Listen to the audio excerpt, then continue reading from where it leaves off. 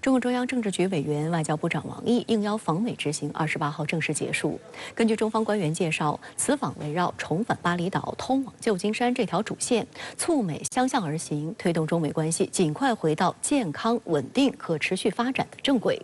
访问期间，王毅同美方进行了总时长近15个小时互动，其中绝大多数活动为同声传译，可见此访内容之丰富，沟通之深入。为期3天的访问行程还有哪些亮点和特殊之处？经过此轮深入沟通，中美两国元首旧金山会晤的前景如何？在30号的外交部例行记者会上，发言人汪文斌透露了更多信息。我们注意到，此次王毅外长的访美行程备受关注。在今天的外交部记者会上，发言人介绍相关情况时，再次强调，中美双方都认为两个大国保持对话有益且必要。中美关系应当做到5个必须，双方应当客观认识对方的战略意图，正确看待中美交往中的竞争因素，厘清国家安全概念。中方谈到的5个必须，指的是必须遵守两国元首共识，必须稳定中美双边关系，必须保持沟通渠道畅通，必须管控分歧矛盾摩擦，必须推进互利合作。王毅同志强调，台海和平稳定面临的最大威胁是台独，中美关系面临的最大挑战也是台独，必须坚决加以反对，并体现在具体政策和行动上。王毅并阐述了中方在南海问题上的严正立场，双方还就巴以冲突、乌克兰、朝鲜半岛核问题等交换了看法。汪文斌介绍，美方表示，美国政府重视对华关系，近段时间美中保持交往和互动，开展坦率建设性沟通，取得积极成效。美方希望两国关系稳定、可持续，愿同中方加强沟通，防止误判，探讨在需要合作的领域开展合作，筹备好美中下阶段高层交往，共同应对全球性挑战。此访期间，中美双方本着平等和相互尊重的态度，就共同关心的诸多问题进行了深入、建设性、实质性战略沟通，共同发出了稳定和改善中美关系的积极信号。双方都认为中美两个大国保持对话有益且必要，双方都希望中美关系尽快稳下来，争取好起来。双方都同意朝着实现旧金山元首会晤共同努力。深圳卫视注意到，汪文斌在记者会上再次提到了当地时间28号，王毅在同美国战略界人士座谈时所强调的，通往旧金山不会是一马平川，不能靠自动驾驶。中方官员在王毅即将结束访美行程时向媒体透露，美方对实现元首面对面互动高度重视，除邀请习近平主席出席亚太经合组织领导人非正式会议外，还专门邀请习主席同拜登总统举行正式会晤。外界分析，对于寻求连任的拜登政府而言，主办 APEC 会议取得圆满成功十分重要，而中国元首确认参会并展开中美元首正式会谈是重要指标。美联社则引述美国政府官员的话，提前放出风声称，中美双方原则性同意安排两国元首在旧金山 APEC 会议期间举行会晤，但具体议题、时间等尚未确认。但多家海外舆论分析认为，中方多次强调通往旧金山不是一马平川，说明在中方看来，若美方想要实现中美元首会晤，还应拿出更多诚意和善意，而这期间仍然存在变数。Right now, there are a half a dozen different issues that could develop unpredictably and generate friction. All of these issues need to be managed carefully between now and any summit meeting, and that's why Wang Yi is cautioning that the U.S.-China relationship is not on autopilot at this point. 这一次呢，在王毅访美期间，很明显，中国某种程度是回应了美方的诉求，但是呢，中国同样强调的是要在重回巴厘岛的基础之上，才能够面向或者是说走向旧金山，而不希望成为美方单方面获取政治资本，或者是说呢，在对华进行打压围堵的过程当中，让中国骂不还口、打不还手的一种设计。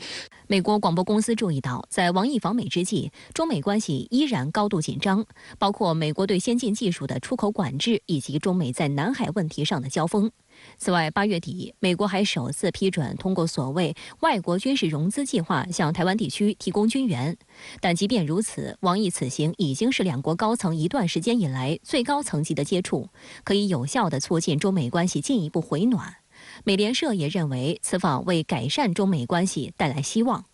中国国际问题研究院美国研究所副所长苏晓辉注意到，中方消息人士透露，王毅此次向美方拉了很长的清单。苏晓辉分析，近年来拉清单成为中方处理中美关系时常用的一种方式，既有要求美方纠偏的清单，也有推动合作的清单。此次中方再次以拉清单的方式要求美方正视中方诉求，这首先说明中美都意识到大国关系的内生逻辑，同时也认识到两国关系的脆弱之处。有一些相关的手段，如果双方之间放在桌面之下都同意来采取更加低调的方式进行处理，那么对于两个大国之间的关系来说是留有更多的空间。所以呢，在进行沟通的时候，中方拉了清单，但中方没有比较高调的公布清单。在拉清单的时候，一方面是提出问题所在，而另外一方面很明确的是，中国希望美国看到这种做法它的危险和风险所在，希望美方能够改正错误，真正能够使中美关系尽快重回正轨。值得一提的是，中美双方还商定将于近日分别举行中美海洋事务磋商、中美军控和防扩散磋商、中美外交政策磋商、中美残疾人事务协调会，并探讨签署残疾人事务合作谅解备忘录。双方同意进一步增加客运直航航班。10月27号，美国交通部发布新通知称，自11月9号起，允许中方航司每周运营共计35班中美定期直航客运航班。若美方航司对等增加航班，则中美航班每周有望增至70班。分析认为，中美各层级的交流正在得到全面恢复。说到双方之间交流的机制，大家肯定会记得，在中美关系发展多年以来，本身这是一个成功经验。但是在此前，我们会看到美国在相应的共识上出现了一些偏差。美国单方面认为是可以对中国进行打压围堵，可以单方面的达到自己的目标的，所以一度使中美关系处于非常危险的状态。从这一次王毅的访美行程以及中美之间近一时期的沟通当中，我们可以看到，双方认识到稳定关系是需要双方相向而行的，是要双向奔赴的。我们接下来连线深圳卫视驻京记者李长春。长春你好，那今天呢，你是全程参与了本届香山论坛的开幕式和多场分论坛，请你来给我们介绍一下这一天下来采访感受和观察。好的，主持人，中国有句老话叫做以和为贵，在国际形势纷乱交织、众多地区安全问题亟待讨论和解决的背景下，本届北京的香山论坛为多方对话提供了良好的契机。因此，线下阔别3年之久，于今天上午正式开幕的第10届北京香山论坛就格外的引人关注。与会国家代表的层级和数量都创下了历史新高。我注意到，在开幕式举行之前，现场已经是座无虚席，这足以说明，无论是与会的军官代表、专家学者还是媒体同行们，都对这一次的论坛即将讨论的议题高度期待。我在现场与海外的媒体同行交流时，就注意到大家都有着各自关心的议题，尤其是与自己国家相关的问题，但其中很大一部分都围绕着中美关系展开。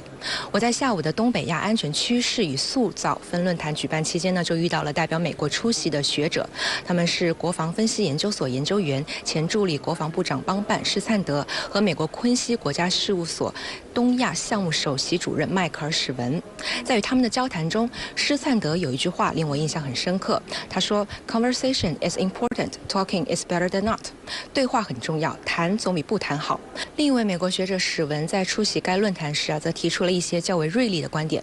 史文在发言中试图将美日韩的戴维营峰会与中俄朝相提并论，同时史文还提到，这一三边去对付另外一个三边的形势会导致东北亚地区的不稳定因素增加。那中国国际战略学会副会长退役少将杜农一在现场就驳斥道，恕我对你的观点不敢苟同。戴维营峰会表明，美日韩是非常清晰的军事联盟存在，而这种军事联盟在一定程度上加剧了东北亚局势的紧张，而这些不仅没有带来地区的和平与稳定，反而从侧面加剧着东北亚地区的国家的不安。而中国、俄罗斯与朝鲜都分别清晰地表达了各自的立场，没有结盟。10月30号上午，第10届北京香山论坛在北京国际会议中心举行开幕式，时隔4年再度于线下举行。本届论坛吸引了来自100多个国家和国际组织的1800多人参会。中央军委副主席张又侠出席开幕式并致辞，中央军委联合参谋部参谋长刘振立出席开幕式。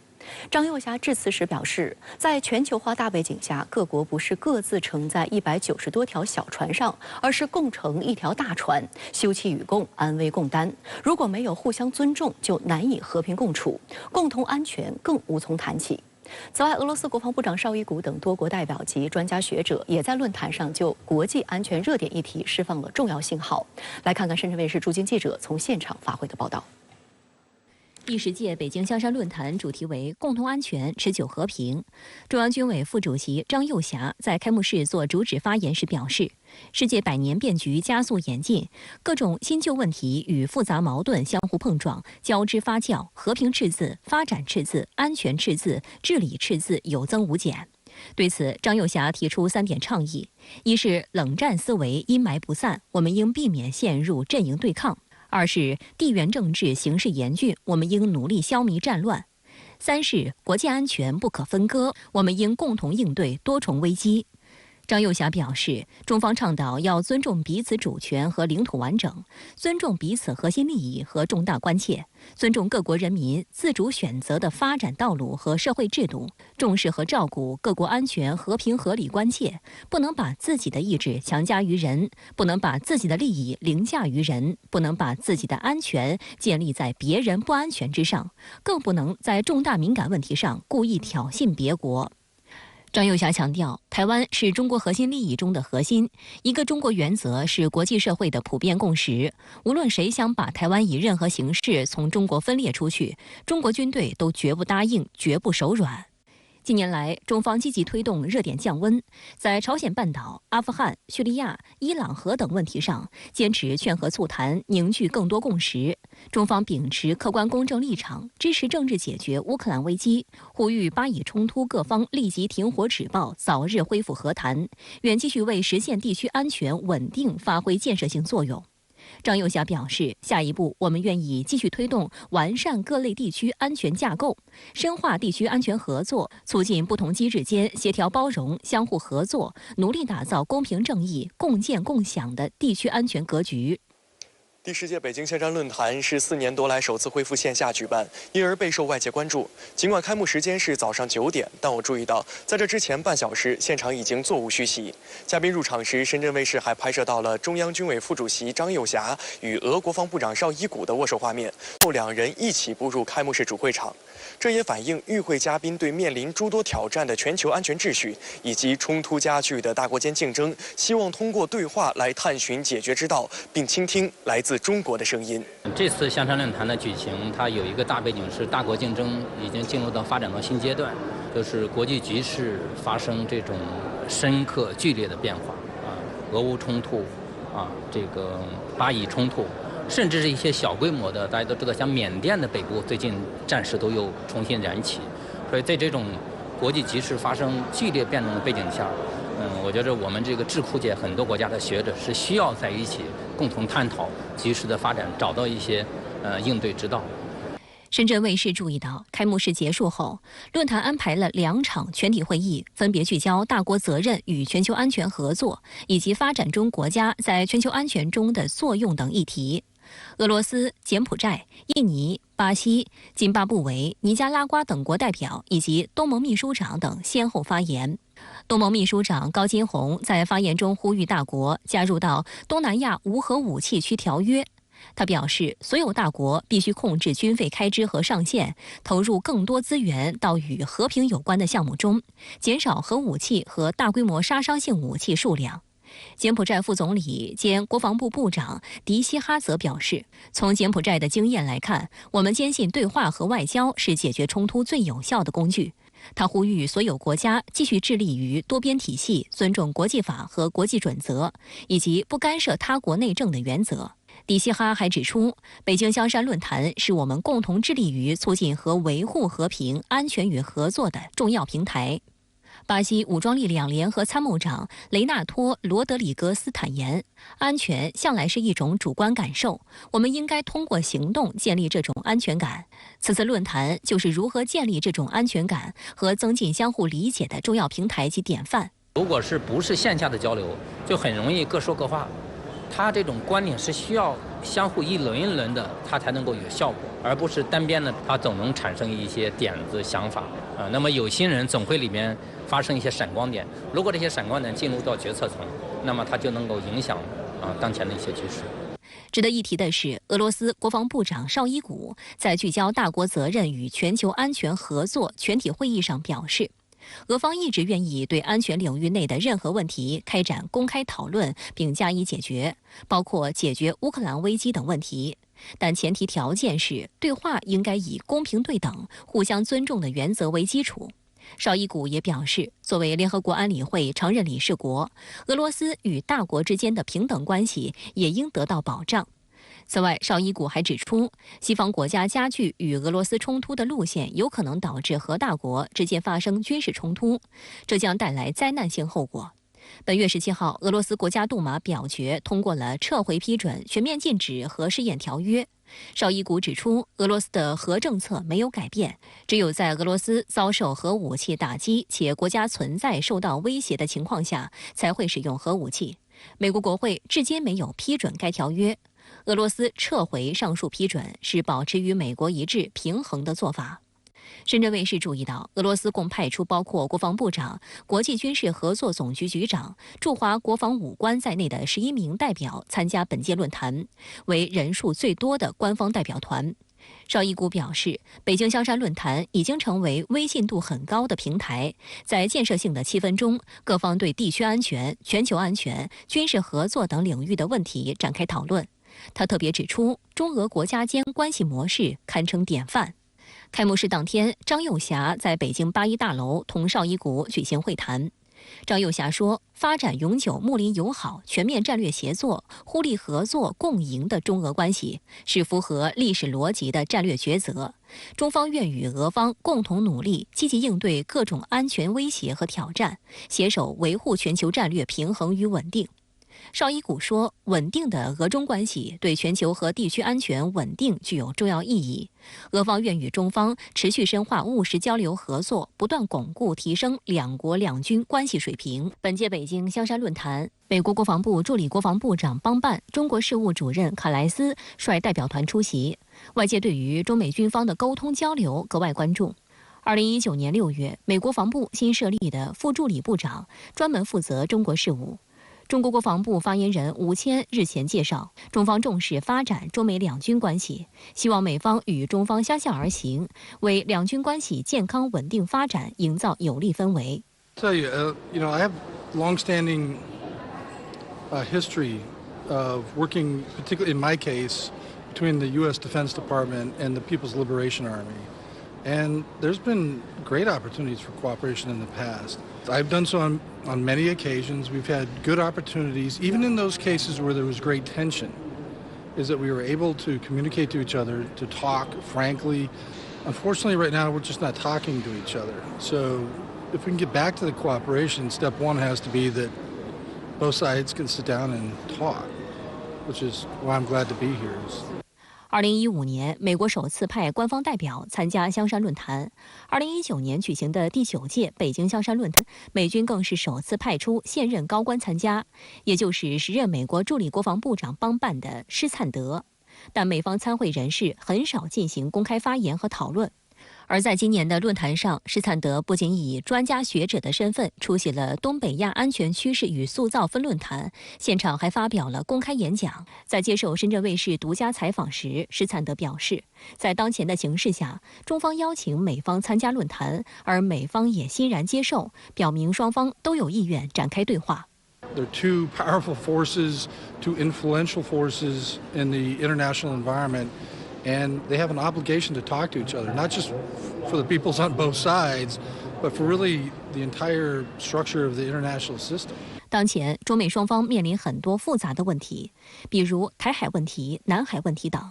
中国原驻美大使崔天凯29号在香山论坛的高端对话上表示，中美两个大国若发生冲突对抗，对中美两国及世界肯定是灾难性的。崔天凯说，中美相处之道的关键是美国能不能做到和中方相互尊重、和平共处、合作共赢。相关话题来连线中国国际问题研究院研究员杨希宇。杨先生您好，我们注意到您参与了本届北京香山论坛的东北亚安全趋势与塑造分论坛，能不能给我们介绍一下您与各方嘉宾围绕该议题的交流和交锋？我在做这个开场发言的时候呢，我就指出了东北亚的这个，我讲出了一个我的观点，就是什么呢？东北亚现在处在一个十字路口，就是说呢，它一方面呢拥有全世界实现经济增长持久繁荣最巨大的潜力，另一方面呢，这个地区啊又聚集了堆积了全世界最密集的军火库，从常规武器到核武器。这个地方你别看有个什么俄乌冲突，又有什么巴以冲突，要论这个军力和兵器的这个部署密度，这个东北亚是最高的。所以说，一方面我们有着巨大的发展的潜在的机会，但是另一方面呢，这个地方的那个军火库呢，这个火药库啊，越堆越高，这就是东北亚的现实。这个现实把东北亚推到了一个十字路口，就是说，大家想要在东北亚实现持久和平，通过什么路呢？美国就要通过加强美日韩的安全来实现持久和平，但是他通过加强美日韩军事同盟，达到了一个什么效果呢？达到了刺激这个地方，就是他们3个国家加强军备的努力，那么刺激了这个地方的军备竞赛不断升级，尤其是在朝鲜半岛。而中国主张这个包括所有国家在内的共同安全，这个才是构建东北亚持久和平的正确之路。这个呢，就是说共同安全和集体安全究竟走哪条路，这个涉及到东北亚能不能实现持久和平，涉及到东北亚的前途命运。那么这里提到一个问题，就是什么呢？美国学者在这个会上讲，在东北亚地区，中国和美国确实存在着战略竞争。这其实是一种假想的竞争。为什么呢？因为大家都知道，中国在东北亚追求的是什么？美国人说，追求的是把美国给他 drive， 就是赶出这个东北亚。这个其实真的不是中国的政策。那么中国在这个地区追求的是什么呢？这个地区的持久和平和这个可持续的经济发展。这个事儿有没有美国，中国也要追求这2大目标，这是和平发展，因为这不是中国的目标，这叫时代潮流。因此呢，就是说，在所谓东北亚的中美竞争关系当中呢，实际上是一种美国出于主观判断和这个一己之私利，强行推出来的，强加在中国头上的一种所谓战略竞争。而从中国的角度讲呢，那个我们在东北亚地区始终在追求这个自身发展，同时这个和地区各国，包括美国在内，共同发展，是这么一个。也就是说，他想竞争，你没想竞争，客观上形成了一个不对称的这种格局。而这种格局吧，其实不是因为客观原因，是主观原因。因此呢，我想要想改变这种奇葩的现象，影响东北亚持久和平与持久繁荣的现象，那么美国是时候来端正自己对华战略认知，端正自己对外政策的一种心态。那么我想，这不仅对东北亚有利，而且对美国自身有利。那您认为通过此次论坛是否可以为本地区的和平发展形成某种共识或者方案呢？这个问题特别关键。实际上，东北亚现在矛盾很多，但是最根本性的挑战是个什么呢？最根本性的挑战就是面对恶化的有关双边关系，面对负面的安全竞争，我们应该放弃这个零和思维，来追求共同安全，还是进一步的努力加强自身，通过损害他国安全来加强自己安全？就是2种选择。一种选择，我觉得对手是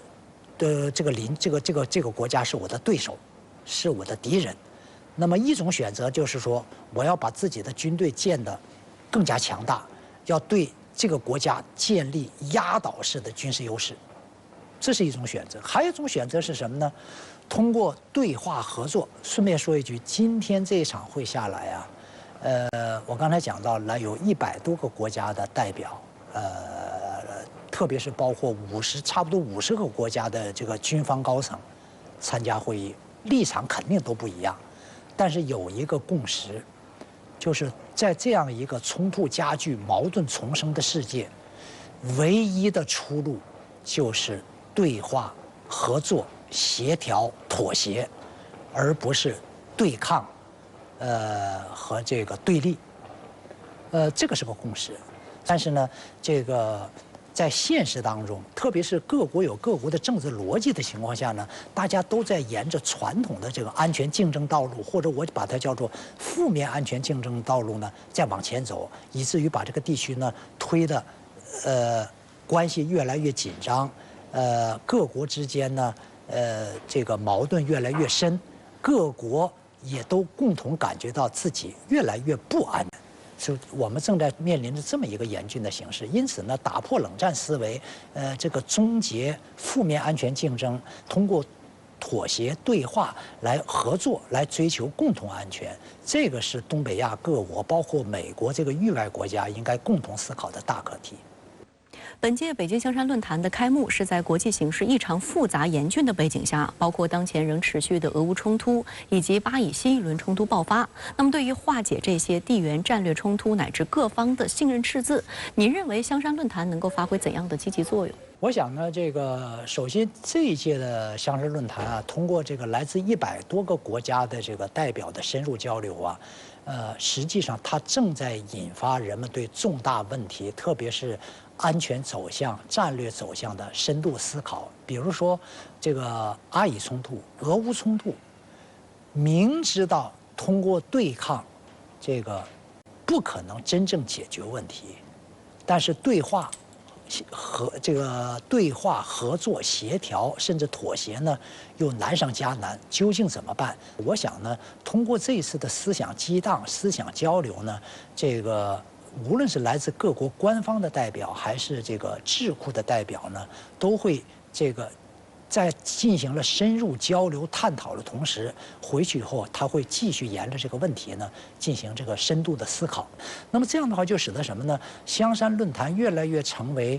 广义安全和传统安全领域进行深入思想交流的一个交流平台，而且是一个高端，它越来越高端的这么一个交流平台。第一呢，它发挥了交流平台的作用；第二呢，它发挥了通过交流增进有关各国各界相互理解、相互了解的这么一个平台；第三呢，就是加强了交流，加强了理解，那么就能够助推各国在安全政策上，无论是广义安全还是传统安全领域呢，在安全政策上呢，会更有利于各国进行这个协调和协作，包括合作。所以总的讲呢，践行中国的这个总体国家安全观，推进这个国际安全，那么通过对话交流，促进这个共同安全，推进这个持久和平。那么同时呢，加强外界、国际社会对解放军的这种交流。这3个方面呢，我想呢，今后这个香山论坛它的这种作用会越来越鲜明，而且越来越突出。岛内蓝白整合正式进入政党协商阶段。中国国民党主席朱立伦与民众党主席柯文哲今天举行政党协商会议，会后双方宣读4点共识，包括避免一党独大、赢者全拿，双方2024选举共同努力等内容，但并未提及最关键的台湾地区领导人的候选人搭配问题。岛内舆论分析认为，蓝白政党协商给蓝白合发出积极信号，双方不再纠结全民调或民主初选，反而各自释放善意，标志着蓝白合向前跨大步。但如何推出最强候选人组合这一核心问题，仍需要双方拿出十足诚意，化解分歧，加快推进。蓝白政党协商上午9点半登场，地点选在台北市长官邸。朱立伦和柯文哲2人服装凸显蓝白合的诚意，白色衬衫搭配蓝色领带。2人一到现场，先握手致意，简短致辞后，便进入会议室进行会谈。经过1个半小时的会谈，双方召开记者会，并发表共同声明。声明包括4点共识：第一，共同进行台湾第3波改革，避免一党独大、赢者全拿；第二，在两岸方面恢复台海和平与稳定，并依据《台湾地区限制性规定与两岸人民关系条例》，在对等、尊严、友善的原则下重启两岸对话，持续推动交流。第三，在现行体制下，台立法机构的功能可进一步强化。第四，两党同意在2024年选举中共同努力发挥1+1大于2的功效，在民代席次上，双方相互支持，将争得的席次最大化。政党合作，让国民党跟民众党今天共同宣示，我们对于未来台湾第三波的民主，我们未来是一个合作的，是一个共享的，所以对于台湾未来的民主可以扩大参与，更能够达到监督制衡。目前这种赢者全拿毫无制衡有权无责的政治体制的确是需要修改。那么台湾如何走出过去那种两极对抗的社会氛围在2024是一个契机了。合作还是比对抗。今天他们两个科朱科会，他们到底有没有看到曙光或契机？我个人是觉得有的。从朱立伦的一句话，我从此以后再没一党独大，柯文哲的语气和缓非常多，这代表他成功啦。他喊出非一党独大，成功的让柯文哲心安。这场选举如果政党协商玩得够大，民进党可能会被往旁边排挤，他就变成另外的一方。但外界更加关注的蓝白合2024选举候选人选产生方式，柯文哲与侯友宜两人如何搭档，声明只字未提。不过与第一次蓝白幕僚协商后，双方互放狠话不同，柯文哲记者会上释放了善意。要合作，那当然不管柯侯柯，是不是在同一张选票上面，我们也是尊重国民党的意见。你有一个公平的双方可以接受的办法，那就可以了。我们要尊重当事人的意愿。国民党与民众党曾于10月14号举行第一次蓝白合幕僚会，但不欢而散。对此，国民党候选人侯友宜曾表示，在战略上他愿意接受柯侯配，而柯文哲则从来没有讲过愿意接受侯柯配。现在喊出柯侯配，他可以接受，那只是权宜之计嘛，只告诉你哇，因为压力太大了，他也怕这样子被边缘下去，他不得不喊。他如果不喊，他大概就在这场局很难玩下去。我觉得那应该还在做最后的困兽之斗。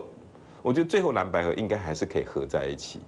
支持蓝白合的舆论对候选人选产生方式部分没达成共识表示失望和焦虑，希望蓝白双方顾全大局，尽快达成共识。谁正谁负，这才是关键中的关键嘛。那这没碰到，那这点到底是怎么样，现在不知道。所以呢，这个还是要努力吧。如果这点谈不成，都是白谈了嘛。我觉得当然越早越好了，但不能够晚过11月10号了。双方都要有一个确定的复案，双方也可能都要各让一步了。我觉得这基层其实都已经看得不耐烦了。台湾联合新闻网评论说，时间已越来越紧迫，蓝白两党如果不先解决正副手这个大议题，再100次也是枉然。这段时间拖了一段时间，有很多的民众会不耐，甚至愤怒我们这里都表示抱歉，再给我们一点时间，我们持续的把可以完成的部分先完成，然后堆叠善意，这些还有需要讨论的，我们坐下来再好好讨论。有舆论就指，蓝白合不仅双方要各退一步，也要有些创新想法，让蓝白双方在合作时都能受益。这样的核心点是你国民党要怎么说服柯文哲愿意当副的了？实际上问题核心在这里嘛。所以我认为有一个方案，今天他们没有谈呐，就是要谈说，不管谁当正的，我们一定让副手有实权呐。值得一提的是，据台媒报道，在国民党与民众党正式举行政党协商之前，柯文哲还与以个人身份宣布参加2024选举的台湾鸿海集团创办人郭台铭会面。柯文哲称要团结一切可以团结的人，朱立伦也称蓝白合一定不会排除异己。有媒体分析认为，也不排除朱立伦与郭台铭会面的可能。对于蓝白政党协商，民进党则公开批评称，蓝白政党协商是毫不掩饰、公开上演政治分赃戏码。民进党发言人张志豪通过新闻稿表示，蓝白合戏码一拖再拖，歹戏拖棚，更公开进行权位分赃，吃相难看。尤其柯文哲周一约会国民党，但周日又幽会郭台铭，游走各个政党之间，政治操守令人瞠目结舌。对此，岛内舆论指，民进党才是真正进行政治分赃的罪魁祸首。之所以要给蓝白协商泼脏水，就是担心蓝白合成功，将来会把民进党赶下台。我就回答一句啊，关你屁事，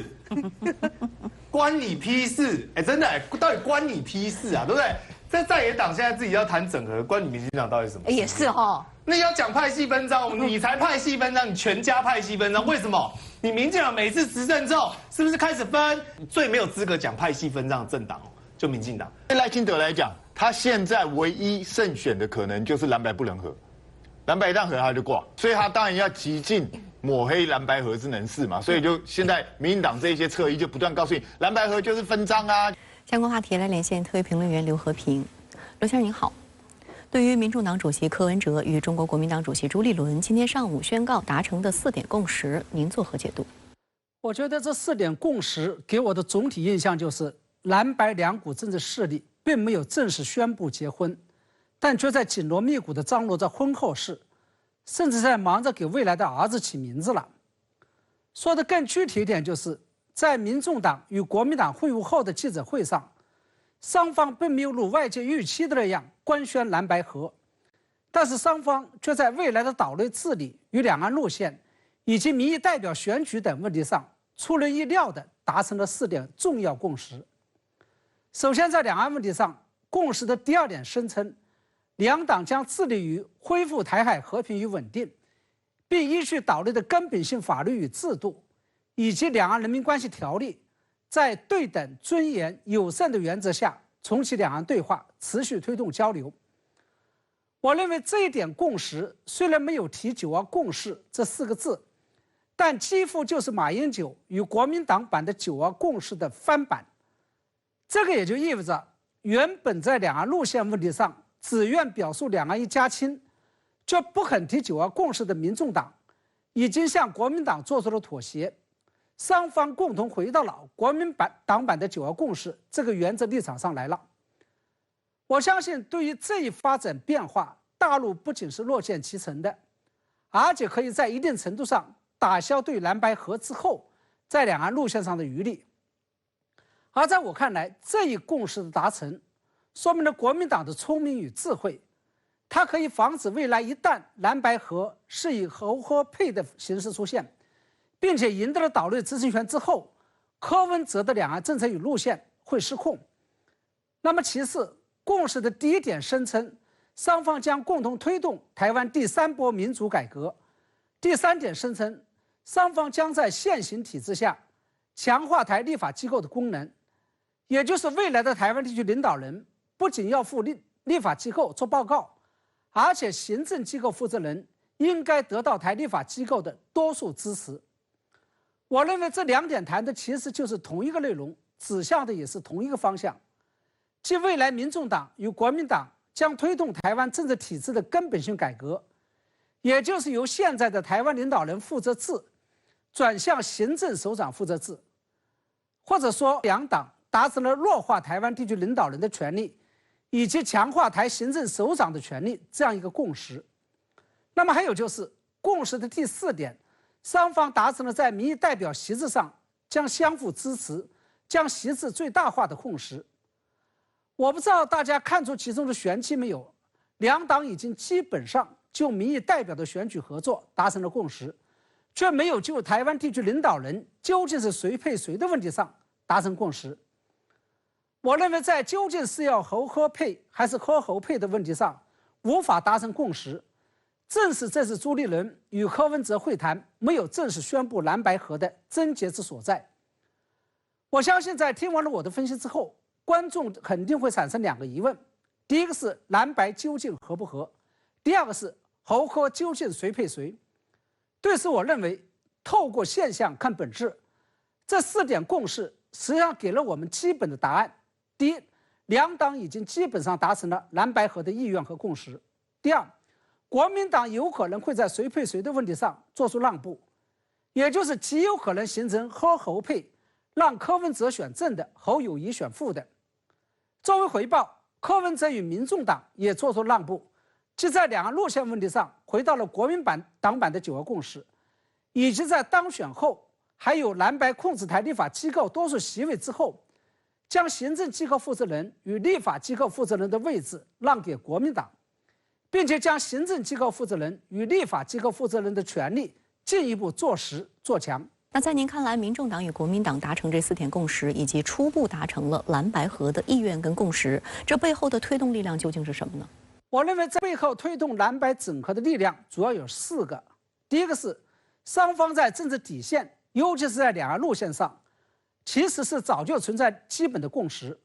也就是民众党与国民党都不主张台独，甚至是反对台独。有了这个政治底线，民众党向一中方向靠拢，也就是靠向国民党版的9个共识，就不会有太大的政治与观念上的障碍。第二个是我曾经反复说过，民众党的发展与进一步壮大，其实是泛蓝阵营进一步分裂的结果。因为柯文哲的支持者主要是来自于泛蓝，尤其是泛蓝中的年轻人。这种共同而又略有区别的基本盘，也是促成蓝白最终走向合作的关键。第3个就是蓝白双方都有着下架民进党的共同政治动机，尤其是岛内下架民进党的民意基础始终保持在60%以上，更是强化了双方的意愿和动机。第4，这是因为政治权力和政治利益的巨大诱惑。国民党只有跟民众党实现蓝白合，才有可能会在阔别8年之后拿回岛内的行政权，甚至是进一步拿回台立法机构的控制权。而民众党则只有借助国民党的组织动员与人才优势，才有可能实现自身政治权利和利益的最大化，不仅可以从国民党身上分配到更多的政治资源，甚至还有可能史无前例地取得岛内的执政地位。那民众党与国民党合作，蓝白走向整合，又会对赖清德与民进党的选情带来什么样的影响？在回答这个问题之前，我想提醒大家的是，昨天赖清德在跑选举过程当中突然表示，假如问魔镜，全世界最希望下架民进党，最希望蓝白合的是谁？答案一定是中国共产党，因为扶持一个所谓的亲陆政权，比并吞台湾的代价相对少得多。我认为这一表态实际上非常清晰地反映出了赖清德内心深处对于蓝白合的紧张与恐惧，因为几乎岛内所有的民调都显示，蓝白合将会战胜民进党，赢得岛内的执政权。正是在这种情况下，赖清德才会上纲上线，为蓝白合贴上红色标签，以达到抹红与妖魔化蓝白合的目的。而面对赖清德的抹红动作，侯友宜与柯文哲居然罕见地采取了一致步调，进行了反击。这不仅意味着统独大战将会贯穿整个2024选举过程当中，而且民众党与国民党、柯文哲与侯友宜已经站在了同一战线上。